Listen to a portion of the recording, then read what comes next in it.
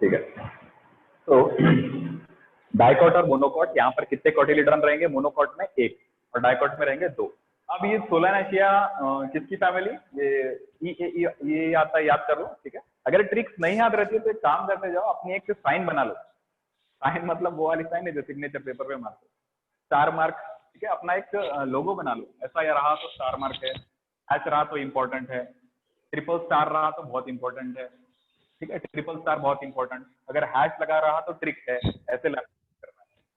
ठीक है, अलग अलग कलर्स पेन यूज करते जाओ और हैश स्टार इस तरीके से बहुत सारे। मैं अपने क्लासेस में क्या करता था, मैं स्माइली इमोजी बना देता था ऐसे। ठीक है, मतलब ये टॉपिक मुझे बहुत अच्छे से समझा चुका है और यहाँ पर कुछ इंटरेस्टिंग है। ऐसे ही क्वेश्चंस को एग्जाम में सॉल्व करना है तो स्माइली बना लो, या जो भी आपको सिंबल बनाना है वो आप बना सकते हो। जैसे वाईफाई का सिंबल बना सकते हो, यहाँ पर एंटीना लगना चाहिए हमारा। ये टॉपिक को फिर से दोबारा पढ़ना है। This is some of the thing that you should write in your book, right. जैसे मम्मी बहुत सारे किचन के रेसिपी लिखते हैं ना, याद रखने के लिए, क्या ये इतना ही अमाउंट में डालना है तब जाकर बहुत टेस्ट आएगा। इसी तरीके से ये चीज इस टाइम पर इस तरीके से पढ़ना है, अच्छे से याद रहेगी। या ये चीज को बार बार रिवीजन करना है तो रिवीजन के लिए कोई सिंबल बना लो, इस तरीके से लग जाते। ठीक है, तो देखो, तो common family will come under order. तो ऑर्डर का दूसरा शब्द क्या होता है? कोहर्ट। ठीक है, कोहर्ट, काय कोहर्ट। ठीक है, तो और दिखाओ, ओ आर मतलब ये ऑर्डर है। अब एक सिंपल सा स्टेटमेंट है,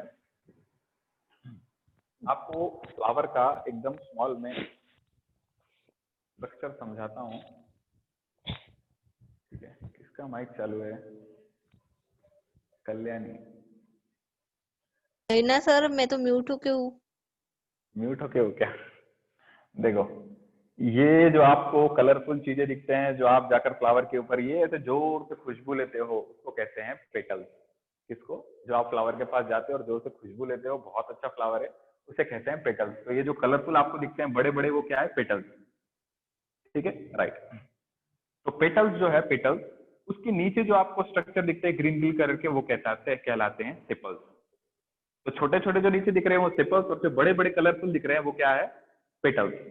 थोड़ा कंफ्यूजिंग है, पर देखो एक चीज समझाना है। और हिबिस्कस का देखा है ना, प्लांट हिबिस्कस का फ्लावर आपने देखा है, तो इस तरीके से आपको कुछ पीले पीले से एंथर दिखते हैं ऊपर। ठीक है, लाल कलर का फ्लावर रहता है ना हिबिस्कस का। तो इस तरीके से जो आपको फ्लावर दिखता है, यहाँ पर रहेगा मेल रिप्रोडक्टिव सिस्टम। ठीक है, यहाँ ओवरी, सिग्मा और स्टाइल, ऐसा कुछ आपको फ्लावर दिखेगा। एक पॉइंट यहाँ समझाना है, इसलिए समझा रहा हूँ। एक इंडिविजुअल को सेपल कहा जाता है, ये भी एक इंडिविजुअल को सेपल कहा जाएगा। Group of sepals is called as calyx. तो ये एक सेपल है, ये एक सेपल है, दोनों को क्या क्या कहा जाएगा? कैलिक्स। ये एक पेटल है, ये एक पेटल, दोनों पेटल्स को साथ में क्या कहेंगे सर? कोरोला। 10th क्लास में पढ़ा है क्या कोरोला, कैलिक्स? हाँ सर, 10th 9th में। तो सिंपल सी बात है कि अगर आप चोरी करोगे तो आपको जो पकड़ने आएगा उसे कहते हैं कॉप्स। ठीक है, यहाँ आपल्या मराठीमध्ये नाहीतर हिंदीमध्ये काय म्हणतात? पोलीस आला धावा धावा। ठीक है, वहां फॉरेन में जाओगे तो क्या बोलेगा? कॉप्स आए, कॉप्स। ठीक है, cops, right. So cop means what? Cop means वो जो चोरी करने के बाद पुलिस जो पकड़ता है ना, उसे कॉप कहते हैं, कॉप। तो सर इधर क्या लॉजिक है कॉप का? तो सिंपल है, सीओ जो है ना, सीओ, सीओ का मतलब होता है कोरोला, और पी का मतलब होता है पेटल। ठीक है, तो जब दो पेटल एक साथ आ जाएंगे या एक से ज्यादा जब पेटल हो, उसे कहते हैं कोरोला।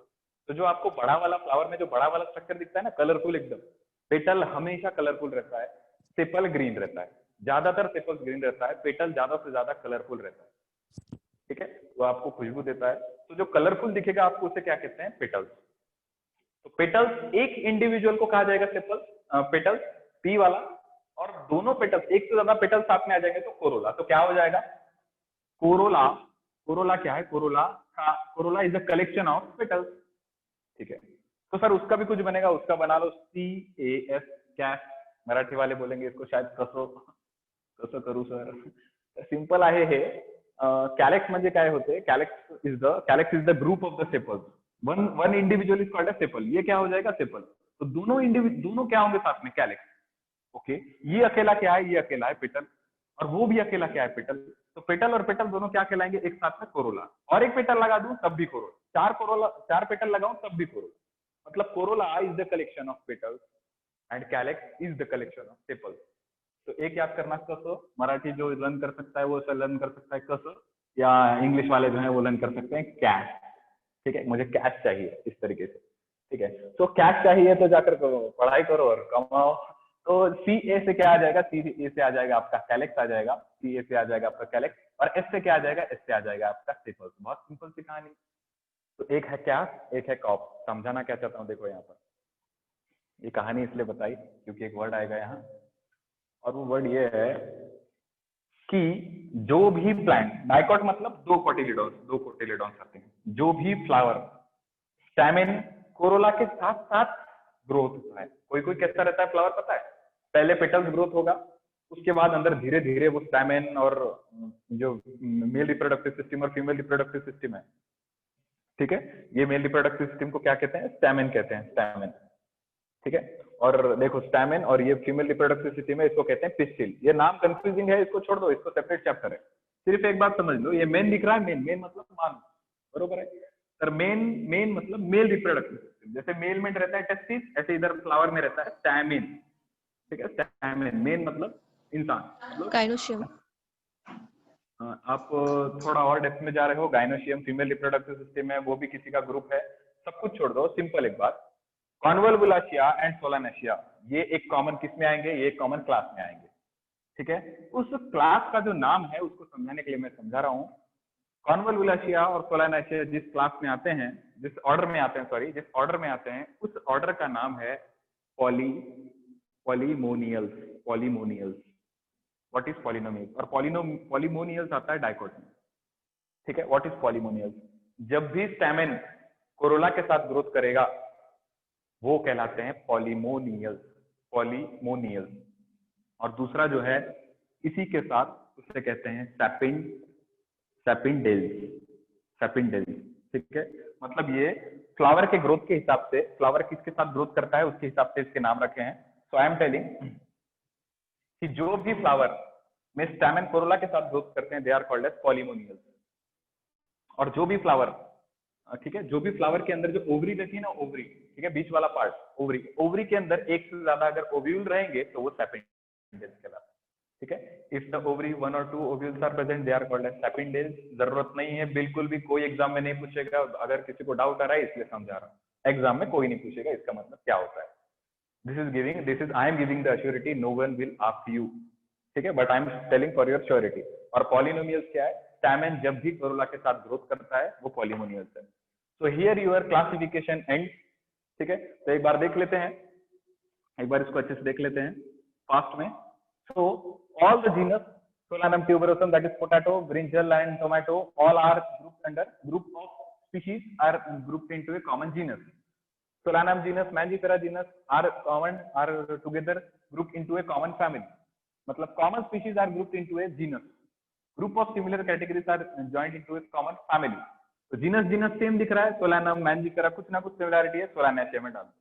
इसके जैसा एक शकरगंध वाला है कॉन्वोल्वुलाशिया, दोनों में ई आया मतलब फैमिली। तो Convolvulaceae and Solanaceae are grouped under Polemoniales, ठीक है, पॉलीमोनियल्स, राइट। तो पॉलीमोनियल्स और एक ऑर्डर के साथ आता है, उसका नाम है सैपिंडेल्स, ठीक है। अब पॉलीमोनियल्स किस में आता है, polynomials comes under the category of dicot, right. मतलब इसको मैं इस तरीके से एक्सप्लेन। सर हाँ बोलो बोलो। बोर्ड नहीं दिख रहा। बोर्ड नहीं दिख रहा, ओके, अभी क्या करूं मैं, कौन सा नहीं दिख रहा है, थोड़ा यहाँ पर ये हो चुका हाँ है सर, अभी दिख रहा। अभी दिख रहा है, चलो। तो पॉलीमोनियल्स और Sapindales are together comes under dicot. Polemoniales और Sapindales together come under dicot. Dicot के साथ मोनोकॉट दोनों किस में है, फ्लावरिंग प्लांट में। और फ्लावरिंग प्लांट के बाद आते हैं flowering plant, non flowering plant, seed covered, seed naked, दोनों आते हैं प्लांटी में। तो ये टैक्सोनॉमिक हायरार्की है, आप इसको लर्न कर लेना, ठीक है। मैं आपको एक क्वेश्चन पूछ रहा हूं और हम बढ़ते हैं नए कॉन्सेप्ट के ऊपर कि टाइगर लाइगर क्या होता है। तो क्वेश्चन का जवाब दो। सोलानेशिया एक टैक्सोनॉमिक हायरार्की है, सोलानेशिया एक टैक्सॉन है कि सोलानेशिया एक टैक्सोनॉमिक रैंक है, बताओ। सोलानेशिया टैक्सोनॉमिक क्या है, रैंक। टैक्सॉन है, ओके, सब अपने अपने आंसर दो बाकी जन। सोलानेशिया एक टैक्सॉन है, टैक्सोनॉमिक रैंक है कि हायरार्की है? Taxonomic rank. टैक्सोनॉमिक रैंक, पक्का? टैक्सो 100%। नहीं सर, टैक्सोनॉमिक हायरार्की है। टैक्सोनॉमिक हायरार्की है। और कोई है? Taxon.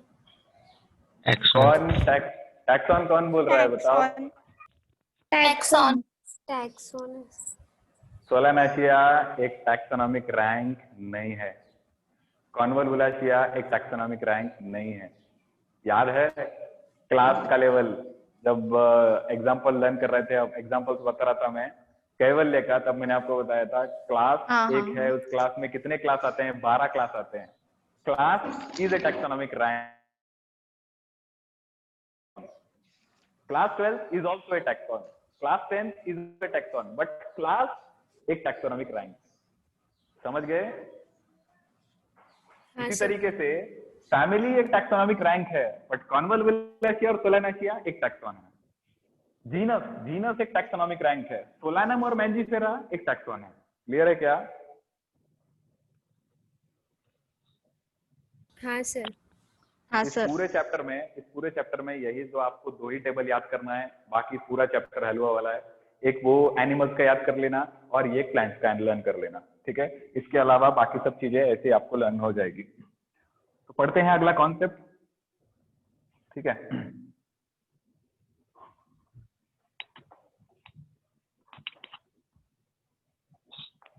So tomorrow will be your math class, okay? At 3:30.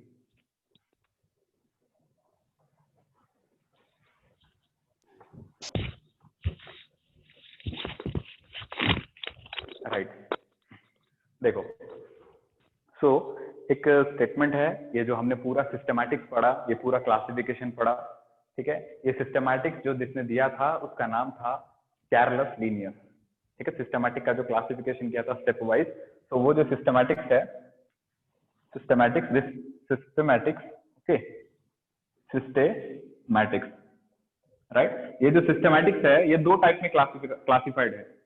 एक है पहले से जो चलते आ रहा है सिस्टमैटिक्स, और एक है जो नया बना है, that is called as neo systematics, नया सिस्टमैटिक्स, ठीक है? तो सिंपल सा एक स्टेटमेंट है, अगर आपको स्कूल का प्रिंसिपल बना दूं, ओके सर बहुत खुशी हुई, फिर क्या? अगर स्कूल का प्रिंसिपल बनाने के बाद ये बात कहूं कि सभी बच्चों को आपको सिर्फ बाहर से देखकर सबका एडमिशन पर्टिकुलर क्लास में डालना है, तो आपके लिए कितना डिफिकल्ट होगा। शायद एक क्लास 7th का ऐसा बच्चा हो सकता है जिसकी क्लास 10th के बच्चे के बराबर हाइट हो, और शायद एक क्लास 10th का बच्चा हो सकता है जिसकी हाइट क्लास 7th के या 6th के बराबर हो सकती है। तो क्या आप बाहर से देखकर किसी स्पीशीज को, किसी ऑर्गेनिज्म को, किसी स्टूडेंट को उसके क्लास में डाल सकते हो? Answer is no, because only the external character is not sufficient for putting the particular student in a particular class. उसके साथ ये भी जरूरी है कि उसकी एज क्या है, समझ रहे हो? उसके साथ ये भी जरूरी है कि उसका माइंड किस क्लास के लेवल के हिसाब से बैठता है। जब आप नए नए जाते हो तो प्रिंसिपल पूछता है ना, बताओ किसका नाम आता है क्या, स्पेलिंग लिख के दिखाओ। आती है तो एलकेजी के लायक है या फर्स्ट स्टैंडर्ड के लायक है, नहीं आती है तो यूकेजी के लायक है, ठीक है? फिर पूछता है ABCD आता है क्या? हाँ ये आता है, तो चलो इसको नर्सरी में डाल देते हैं। फिर और अगर ये पूछता है बताओ ये भी आता है क्या, ठीक है? ए आता है, ए वो नहीं आता है, चलो घर पर बैठो। समझ रहे हो? तो वो जरूरी है पूछना। क्यों जरूरी है सर? जरूरी इसलिए है क्योंकि उसका कैरेक्टर बाहर से देखकर नहीं पता, दिखने में तो घोड़ा है, आई मीन उसे देखने में तो अच्छा खासा दिख रहा है, पर इसके पास ब्रेन डेवलप्ड है क्या? क्या ये सोच सकता है क्या? इसके पास और दूसरे कैरेक्टर है? तो क्या आप किसी स्पीशीज को बाहर से देखकर बोल सकते हो कि ये इस कैटेगरी में आ सकता है? नहीं, मतलब आपको पर्टिकुलर कैटेगरी में उसको डालना पड़ेगा कि हाँ ये क्लास में बिलोंग करता है, राइट? सो अगर एलिफेंट का वेट देखकर उस जिसका सबसे ज्यादा वेट है, जो सबसे ज्यादा ताकतवर है, तो उस हिसाब से जंगल का राजा एलिफेंट होना चाहिए था, बट ऐसा नहीं है ना। जंगल का राजा और कोई है? क्यों सर? ठीक है, तो आपको ज्यादा समझना है शायद कि जंगल का राजा कौन है, किसको कहते हैं जंगल का राजा। जो is not called as the king of the forest. Why? The weight character is not important for considering the king of the forest. Weight ज्यादा हुआ तो क्या हुआ? वेट ज्यादा रहना इज नॉट द प्रॉपर्टी। कुछ ना इस तरीके से एक क्लासिफिकेशन को, वो क्लासिफिकेशन को क्या बाहर से देखकर आप जज कर सकते हो कि ये सर इस टाइप का क्लासिफिकेशन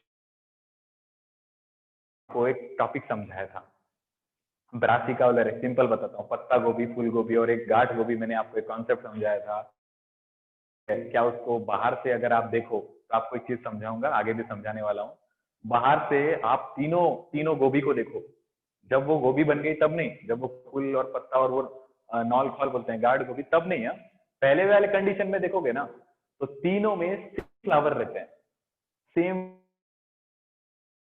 गोभी, फूल गोभी और गार्ड गोभी तीनों के फ्लावर निकाल कर एक बॉक्स में दे दूं ना आपको और शेक कर दूं ऐसे, तो you can not pick out the flower of only and only that is पत्ता गोभी और फूल गोभी। ब्रासिकेलेरेशिया ब्यूटेरिकस नाम बताया था मैंने, साइंटिफिक नेम, थोड़ी देर में उसको पढ़ने वाले हैं, वो उससे रिलेटेड कुछ एग्जांपल है। पर तीनों के फ्लावर एक जैसे हैं, बट तीनों के अंदर इंटरनल स्ट्रक्चर देखो तो सभी डिफरेंट है ना। किसी में पत्ते आते हैं, किसी में नहीं आते हैं, किसी में फूल आता है, समझ रहे हो। बट तीनों के इनिशियल कंडीशन में फ्लावर सेम है, राइट। सो मॉर्फोलॉजिकली बाहर से देखो, there are two words, one is called as morphological, morphological, ठीक है, मॉर्फोलॉजिकल, और एक है एनाटॉमिकल। ये जो वर्ड है ये आपको कॉमनली बहुत आएंगे, और बहुत सारे टर्म है। पोर्शन, जो सामने वाला पोर्शन है, this portion is called as ventral side और this is called as dorsal side. ये सामने का जो पोर्शन है आपका, ये वेंट्रल साइड कहलाता है। पीछे का जो पोर्शन है वो डॉर्सल कहलाता है, या आप इसको बोल सकते हो this is the anterior side, this is the posterior side. ये आपको हर जगह पर बायोलॉजी में 2 साल में दिखेगा। एंटेरियर सामने का, पोस्टेरियर पीछे का, वेंट्रल सामने का, पूरा सामने वाला पोर्शन वेंट्रल और पीछे वाला डॉर्सल। तो posterior and dorsal are refer to the back side, anterior और ventral is referred to the front side. बहुत सारे ऑर्गेनिज्म हार्ट पेशेंट के हिसाब से डिवाइडेड है। योर हार्ट इज वेंट्रल और डॉर्सल, ढूंढ के लाना कल। योर हार्ट इज वेंट्रल और डॉर्सल, कल ढूंढ के लाना। मतलब आपका हार्ट सामने तरफ है कि पीछे तरफ है, आप लॉजिक लगा सकते हो, बट कल ही जवाब देना, ठीक है। तो मॉर्फोलॉजिकल एंड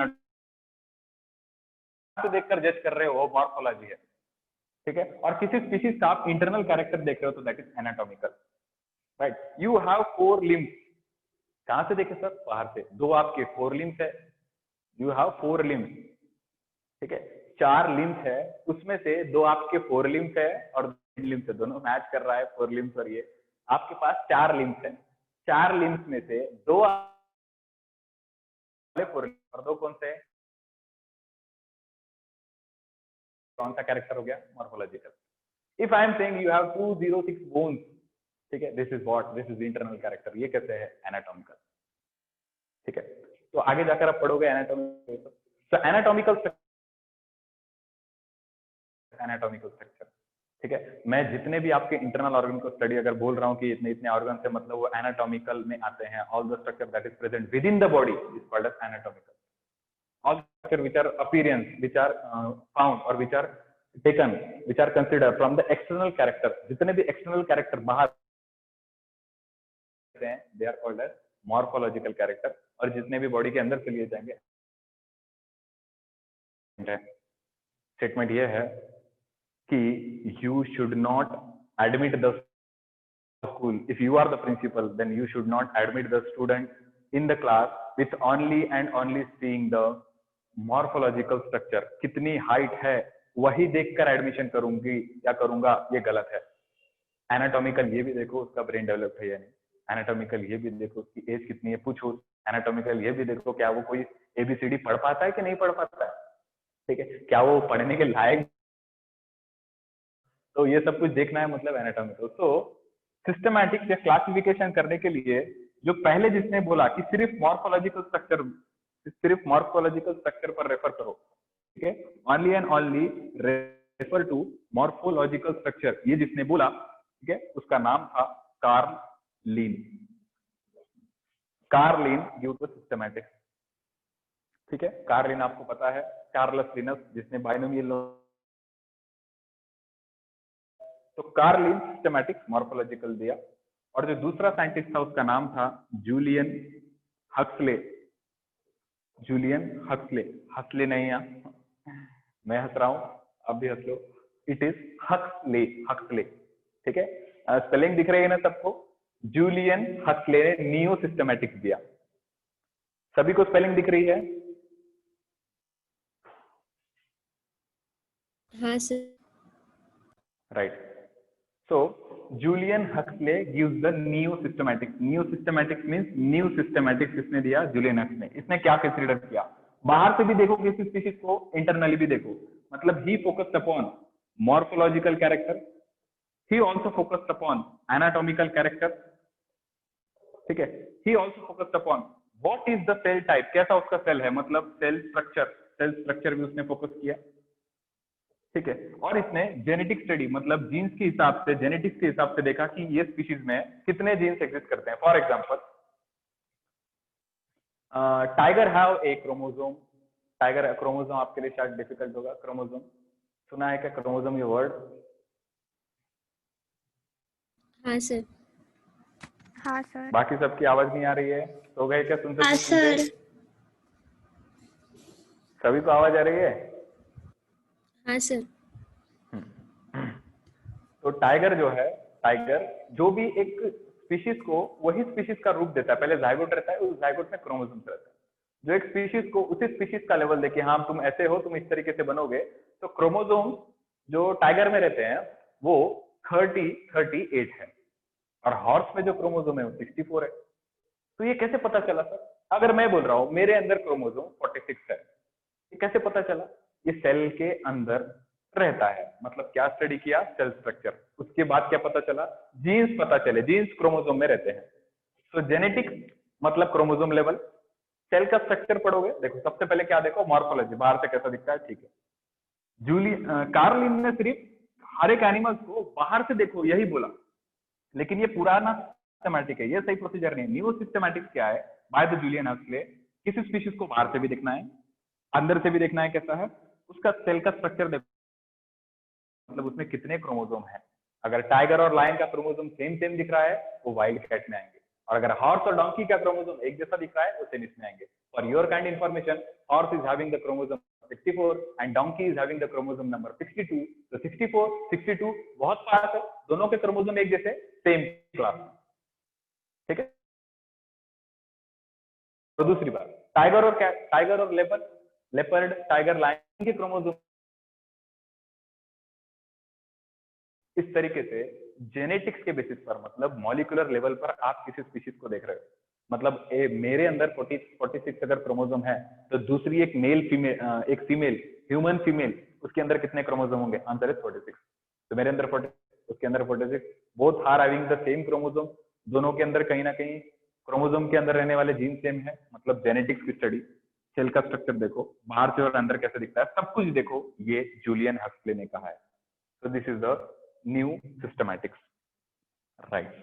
एक टॉपिक छोटा था, अब देखते हैं अगला concept, what is the definition of a species.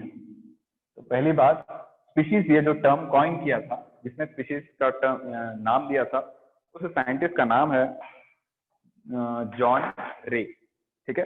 Species ये वर्ड, स्पीशीज, ओके, एक सेकेंड है, right. Is the red marker visible to you? एक बार देख लेना, ये विजिबल है क्या, बताना। Is the word visible? Yes sir. Right. Species ये जो टर्म था, this species term was given by John Ray ने ये टर्म दिया था, स्पीशीज, ठीक है। तो जॉन रे साइंटिस्ट का नाम है, जॉन रे ने क्या दिया था? स्पीशीज का क्लासिफिकेशन दिया था कि स्पीशीज क्या होता है। तो बहुत सिंपल सा है और अच्छा सा स्टेटमेंट है, जरूर देखना किसको मैं स्पीशीज कहूँ। So John Ray just have given the statement of a species, but something is different.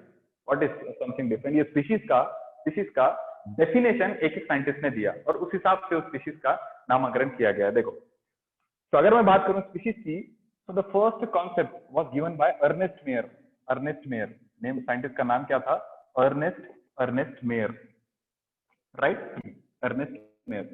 Students, I have explained you a concept called as evolution. Evolution मतलब जैसे इन एजेस चेंज हो रही है, जैसे जनरेशन चेंज हो रही है, जैसे जीन्स में मॉडिफिकेशन हो रहा है, उसे इवोल्यूशन कहते हैं, right. Suppose I have given you example, if a tree there is sitting a beetle, एक बटरफ्लाई अगर बैठ रही है, अगर क्रो उसको बार बार दिखता है, वो रेड कलर की बीटल है, तो वो अपने दूसरे ग्रीन कलर के बीटल के साथ कुछ ना कुछ रिप्रोडक्शन करेगी, अपने जीन्स में बदलाव लाएगी और ग्रीन कलर का स्ट्रक्चर लाएगी। अब क्या होगा, अब ग्रीन कलर का पत्ता है और ग्रीन कलर की बीटल है, तो वो उसको विजिबल नहीं होगी क्रो को, और वो उसका पॉपुलेशन बढ़ जाएगा। I have explain you the concept. ये बदलाव है। मतलब क्या, इफ ए डॉग, ठीक है, if a dog with A height character always do sexual with height character, female dog with height character, what will be the progeny? The progeny will be dog with height character only. Definitely yes. Suppose that a snake or a dog or anything, a cat, चलो dog का example लेते हैं, दोनों height का character है, yes. अब इस dog को सरवाइव करने के लिए क्या चाहिए? फास्ट रनिंग की कैपेसिटी अपने अंदर लानी पड़ेगी। What he have to do? The male dog with the height character have to reproduce with the female dog with a running character। ठीक है, दो डॉग्स है, एक में सिर्फ रनिंग का कैरेक्टर है, एक में हाइट का कैरेक्टर है, right. If the dog with only having height character they will breed, वो मेट करेंगे अपने ही स्पीशीज में, सिर्फ हाइट वाले कैरेक्टर के साथ डॉग के साथ मीटिंग करेंगे, तो आने वाला ऑफस्प्रिंग में क्या होगा? सिर्फ हाइट का कैरेक्टर। और जिसमें रनिंग का तेज रन कर सकते हैं, इसमें ये डॉग में ज्यादा हाइट है, इसमें ज्यादा रनिंग की कैपेसिटी है, तो ये जो डॉग ज्यादा स्पीडली रन कर सकता है वो अपने ही स्पीशीज के साथ मीटिंग कर रहा है, तो आने वाले स्पीशीज में क्या होगा? रनिंग का कैरेक्टर। सर हमको दोनों कैरेक्टर एक इसमें चाहिए, तो क्या होगा? एक डॉग विथ हाइट का character, another dog with running का कैरेक्टर, दोनों को मिक्सअप करो, क्या प्रोड्यूस होगा? One dog that will have the height character and the running character, both character will be expressed. This is called as evolution, this is called as variation। ये कहलाता है बदलाव। बदलाव जरूरी है for surviving on this planet, ठीक है, survival of this planet. Suppose that अगर वो डॉग कभी भी रनिंग का कैरेक्टर नहीं ला पाता, तो क्या वो अपने फूड को कैप्चर करने के लिए, रैट को कैप्चर करने के लिए, रैट को पकड़ने के लिए, चूहे को पकड़ने के लिए, क्या वो तेज रन का कर पाता? No, he have to develop the running character. तो जिसके पास हाइट है उसके पास एक चीज की कमी है, रनिंग, और जिसके पास रनिंग का कैरेक्टर है उसके पास एक चीज की कमी है, हाइट। अगर दोनों के जीन्स मिक्सअप हो जाए तो एक नया कैरेक्टर डेवलप हो सकता है क्या? Answer is yes. दोनों एक रनिंग, एक ऐसा डॉग जिसमें रनिंग की कैपेसिटी है और हाइट भी है, ऐसा डेवलप हो सकता है, ये evolution. so the father of evolution is Darwin। Father of evolution is Darwin। Ernest Mayr is called as Darwin of 20th century। 20वीं सदी का जो फादर ऑफ इवोल्यूशन, डार्विन कौन है? Darwin is the father of evolution, ठीक है, right. Ernest Mayr is called as Darwin of 20th century। इन्होंने कुछ ना कुछ तो ऐसे दिया, इन्होंने कुछ ना कुछ तो बदलाव, इवोल्यूशन की कुछ ना कुछ प्रॉपर्टी दी होगी 20वीं सदी में, कि इनको डार्विन ऑफ 20th century कहा गया है। I hope you have understood. Darwin is who, evolution में इनका बहुत बड़ा योगदान है, वेरिएशन में, बदलाव में, कैसे कोई स्पीशीज बदलाव करता है, इन्होंने बहुत सारी स्टडी की है। पर Ernest Mayr have given some of the concepts regarding evolution, so he is considered as Darwin of 20th century। Now, what is a species? देखना अच्छे से, Ernest Mayr के हिसाब से स्पीशीज क्या है, ठीक है। किसी को सूजा मतलब वो सूजा नहीं, मारने के बाद हाथ सूजा, वो सूजा नहीं। किसी को दिमाग में ये चीज सूजा, ठीक है, और उसने काम किया आपके साथ। सपोज दैट मैंने आपके साथ एक काम किया, मैंने कहा देखो, ठीक है, आपको एक काम करना है, बोलो क्या? एक रूम को देखना है बस, ठीक है, और रोज इसमें खाना डालते रहना है, राइट। और वो रूम के अंदर आपको बिल्कुल नहीं पता क्या है, ठीक है। और एक दिन मैंने मानकर चलो रोज आपने 1 महीने तक खाना दिया, उस रूम के अंदर आप खाना पुटअप करते गए, मैंने आपको बोला देखो ग्रीन ग्रासेस और चने देते जाना अंदर, ग्रीन ग्रासेस और चने अंदर देते चले जाना, ठीक है। आपने क्या किया? रोज खिड़की खोली, चने और ग्रीन ग्रासेस डालते चले गए। 10-20 दिन पर हो गए, मैं आया, दरवाजा खोला और दोनों स्पीशीज को, एक मेल था एक फीमेल थी, दोनों स्पीशीज को बाहर निकाला, ठीक है। आपने मुझे एक सवाल पूछा, सर बोलो क्या? सर एक जो था, एक अभी देख रही हूँ मैं, अभी देख रही हूँ, इतने टाइम से नहीं देखा। जिसको चने डाल रही थी वो घोड़ा था, और जिसको घास की रूम में बंद थे, यस। बहुत अच्छे से देखना इस कॉन्सेप्ट को, वो टेबल लर्न कर लेना, वो टेबल उतना इंपॉर्टेंट नहीं है जितना ये चीजें इंपॉर्टेंट है, ठीक है। तो एक आपने रूम में रखा हॉर्स, मतलब मैंने रखा था, एक मेल हॉर्स रखा और एक फीमेल डोंकी रखा, मेल हॉर्स फीमेल डोंकी, दोनों को पर्टिकुलर टाइम पर आपने उसको फूड भी अवेलेबल किया है। ने फीमेल डोंकी को, मेल हॉर्स ने फीमेल डोंकी के साथ रिप्रोडक्शन नहीं किया, बिल्कुल नहीं। मतलब अगर मैं ये रूम ऐसे क्लोज करता हूँ इस टाइप से, और यहाँ मैं लिखता हूँ यहाँ पर एक हॉर्स है और यहाँ मैं लिखता हूँ एक डोंकी है। सो विल दे नेचुरली, अच्छे से देखना हम ये पढ़ चुके हैं, बट एक इंटरेस्टिंग चीज है, नेचुरली क्या ये रिप्रोड्यूस करेंगे? Naturally will they reproduce? Answer is no. क्या ये नेचुरली रिप्रोड्यूस करेंगे? नो। ठीक है, there is a procedure called as AI। AI क्या है? Artificial insemination. ठीक है, आर्टिफिशियल इंसेमिनेशन मतलब क्या है? छोटा सा कॉन्सेप्ट है। इफ ए फीमेल, अगर एक काऊ है या कोई समझ लो एक काऊ है, ठीक है, और अगर वो फीमेल काऊ को अगर रिप्रोड्यूस होना है without the natural sexual reproduction, ठीक है, सपोज दैट एक पंजाब का ब्रीड है, ठीक है, ब्रीड है और वो ब्रीड बहुत स्ट्रांग है, बहुत ताकत है उसमें, तो उसके स्पर्म में भी उतनी ही ताकत होगी। बिल्कुल सही है। तो पंजाब से उस बुल को यहाँ ट्रेन से मंगाओ, उसके बाद जाकर हमारी फीमेल काऊ को उसके साथ रिप्रोड्यूस करवाओ और फिर जाकर हमारा जो नया काफ जन्मेगा, ठीक है, नया काफ जो जमेगा, नया ऑफस्प्रिंग जो जन्मेगा, वो बहुत स्ट्रांग होगा। कितना प्रोसीजर डिफिकल्ट है। इससे अच्छा काम करो, पंजाब जाओ या किसी को वहां पर बोलो कि उसका सीमेन, उसका स्पर्म निकाल लो, ठीक है, स्पर्म निकाल लो। और आने के बाद यहाँ पर एक प्रोसीजर है, वो सीमेन को हाथ में लिया जाता है। बेसिकली एक ट्यूब रहता है लंबा सा, और वो काऊ जो है, फीमेल काऊ, उसके वेजाइनल ट्रैक्ट से, काऊ या बफेलो जिसकी भी है, उसके पीछे का पूंछ को उठा के जो वेजाइनल ट्रैक्ट रहता है ना, वहां से अंदर उस ट्यूब को इंसर्ट किया जाता है। उस ट्यूब में क्या रहता है, उस इंजेक्शन में क्या रहता है? उसमें रहता है स्पर्म। अरे ये कैसा? नेचुरल नहीं है? नहीं, आर्टिफिशियल है। क्यों? बुल नहीं आ सकता था ना वहां से, और उसी बुल का स्पर्म चाहिए। ऐसा क्यों सर? वो बुल बहुत ज्यादा स्ट्रॉन्ग था। यहाँ का जो बुल है, यहाँ का जो बफेलो है, उतना ज्यादा स्ट्रॉन्ग नहीं है, उतने ज्यादा उसमें ताकत नहीं है। हमको स्ट्रॉन्ग बुल चाहिए। आने वाला जो हमारा ऑफस्प्रिंग है, जो बहुत ज्यादा दूध प्रोड्यूस करके दे, हमको बहुत ज्यादा मिल्क प्रोड्यूस करके दे, ऐसा हमको काफ चाहिए।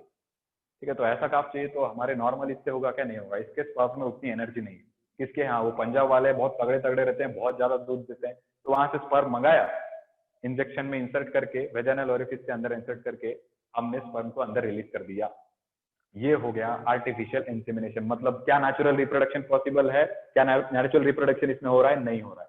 हो सकता था पर मेल पार्टनर अवेलेबल नहीं है, इसलिए आर्टिफिशियल इंसेमिनेशन किया। तो अच्छे से देखना, हॉर्स और डोंकी अगर एक साथ में रहते हैं, एक रूम में बंद रहते हैं, और यही है वो खिड़की, जिस खिड़की से आप उसको फूड प्रोवाइड कर रहे थे, तो क्या हॉर्स और डोंकी नेचुरली रिप्रोड्यूस करेंगे? Answer is no. तो आपने जो म्यूल प्रोड्यूस करवाया था, याद है? रिप्रोडक्शन में हम पढ़ रहे थे क्या? रिप्रोडक्शन एक डेफिनेटिव प्रॉपर्टी है लिविंग ऑर्गेनिज्म की, और वहां हमने प्रोड्यूस किया था म्यूल। ठीक है, तो एक बात अच्छे से, mule naturally reproduce, female horse और मेल डोंकी जब नेचुरली रिप्रोड्यूस करते हैं तब म्यूल प्रोड्यूस नहीं होता है। तो सर म्यूल कैसे प्रोड्यूस होगा? ये मतलब आप मेल ऐसे इससे मेल हॉर्स से, ठीक है, female horse, basically female horse mail donkey, अगर आप इससे किसी भी एक स्पीशीज से आप ये निकाल लो, स्पर्म निकाल लो, और उसको फीमेल में कैसे इंसर्ट करो? इंजेक्शन से या ट्यूब से अंदर तक इंसर्ट करो और दूर जाकर ऐसे ट्यूब रिलीज करो। जैसे इंजेक्शन कैसे रहता है, मानकर चलो इंजेक्शन में स्पर्म भरा है, बट वो इंजेक्शन नहीं रहता, बहुत बड़ा एक ट्यूब रहता है। ठीक है, तो उस ट्यूब में स्पर्म भर के जाने के बाद उसके वेजाइनल ओरिफिस के अंदर एंटर किया और पूरा स्पर्म उसके अंदर रिलीज कर दिया। ये क्या है? आर्टिफिशियली है। तो आर्टिफिशियल इंसेमिनेशन करने के बाद ये हॉर्स और मेल डोंकी, ठीक है, ये दोनों स्पीशीज क्या प्रोड्यूस करेंगे? Answer is mule. म्यूल कैसा है सर? म्यूल है स्टेराइल। आपको कंफ्यूजन होगा ना, अच्छे से देखना। ओके सर, क्या ये नेचुरली रिप्रोड्यूस कर सकते हैं? नो। ओके, और एक काम करते हैं, हॉर्स, ठीक है, और इसको बना देता हूं ऐसे, मतलब ये फीमेल हो गई, और एक हॉर्स बना देता हूं इस तरीके से, तो ये हमारा मेल हो गया। तो मेल हॉर्स फीमेल डोंकी कौन प्रोड्यूस होगा? Answer is horse. तो what is the definition of species? अच्छे से देखना, हॉर्स क्या है? हॉर्स फर्टाइल है। आपको पता है फर्टाइल मतलब क्या? जिस किसी स्पीशीज में फर्टिलाइजेशन की कैपेसिटी रहती है उसे क्या कहा जाता है? फर्टाइल। ठीक है, पॉइंट। क्या होती है स्पीशीज की डेफिनेशन? क्या एक स्पीशीज नेचुरली रिप्रोड्यूस कर सकता है? यस। जब आप हॉर्स को फूड दे रहे थे तो क्या हॉर्स चने नहीं खा रहा था? खा रहा था। क्या डोंकी अपने जो भी ग्रासेस आपने दी वो नहीं खा रहा था? कंज्यूम कर रहा था। बट क्या दोनों एक ही रूम में बंद होकर रिप्रोड्यूस कर रहे थे? बिल्कुल भी नहीं। मतलब इन्होंने नेचुरल रिप्रोड्यूस किया? Answer is no. ये नेचुरली रिप्रोड्यूस नहीं करेंगे। ठीक है, आप उसको जबरदस्ती एक स्पीशीज का सीमेन निकालकर दूसरे स्पीशीज में इंसर्ट कर रहे हो तो शायद कोई XYZ प्रोडक्ट प्रोड्यूस हो सकता है, बट नेचुरली नहीं। तो mule is a product of artificial insemination, ठीक है। इन का मतलब होता है अंदर और सीमेन का मतलब होता है sperm. Sperm plus fluid is called as semen, ठीक है। स्पर्म प्लस फ्लूइड, अकेले बोट जा सकती है क्या, तैर सकती है क्या बोट, नहीं ना, पानी की जरूरत होती है ना। इसी तरीके से स्पर्म अकेला ट्रैवल कर सकता है क्या, नहीं, स्पर्म को क्या चाहिए, वाटर, मतलब फ्लूइड। तो fluid plus sperm is called as semen, SEMEN, semen. तो इन मतलब अंदर, तो आर्टिफिशियली इनसाइड डालेंगे किसको, सीमेन को, artificial insemination. So do they naturally reproduce, no, they artificial insemination करते हैं, ठीक है। पर स्पीशीज तो प्रोड्यूस हुआ, स्पीशीज कैसा है, स्टेराइल। यहाँ पर देखो हॉर्स रिप्रोड्यूस किए नेचुरल, ये हॉर्स में कैसा होगा, नेचुरल। अगर ये एक मेल है और फीमेल है, फिर भी आप रूम में बंद कर दो तो क्या है, रिप्रोड्यूस करेंगे, बिल्कुल 100%। और हॉर्स प्रोड्यूस होगा, ये। तो what is the species according to Ernest mayor?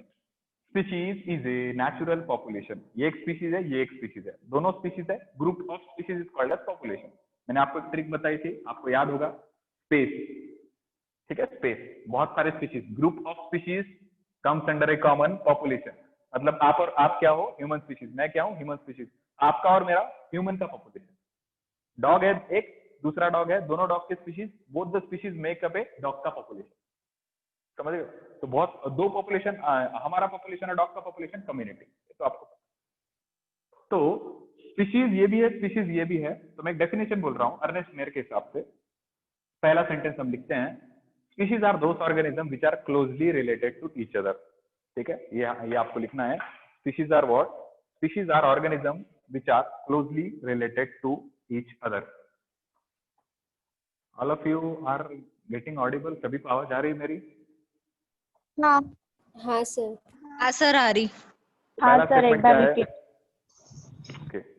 Species are those which are closely related to each other. पहला पॉइंट है, species are those which are closely related,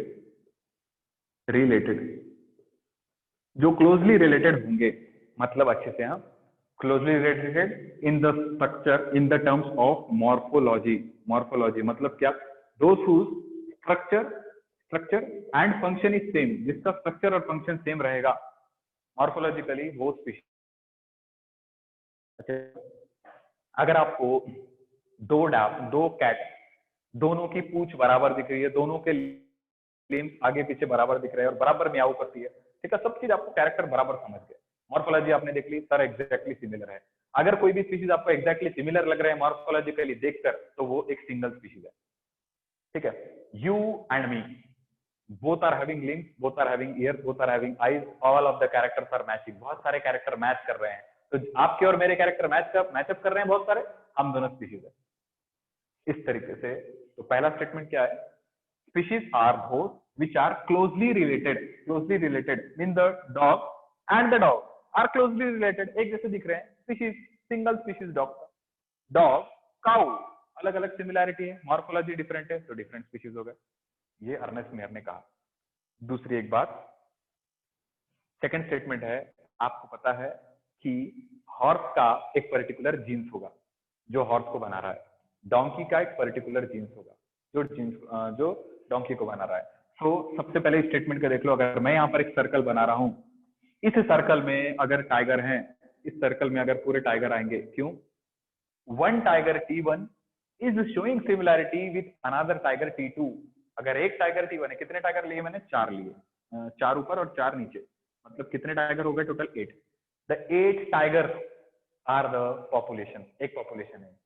तो पॉपुलेशन कितना होता है, ग्रुप ऑफ स्पीशीज, तो देखो कितने स्पीशीज है, 8। तो क्या सभी टाइगर एक जैसे होंगे, यस, ऑल ऑफ देम, ये सभी टाइगर है, इनके ऐसे से पूरे स्ट्रक्चर देखते हैं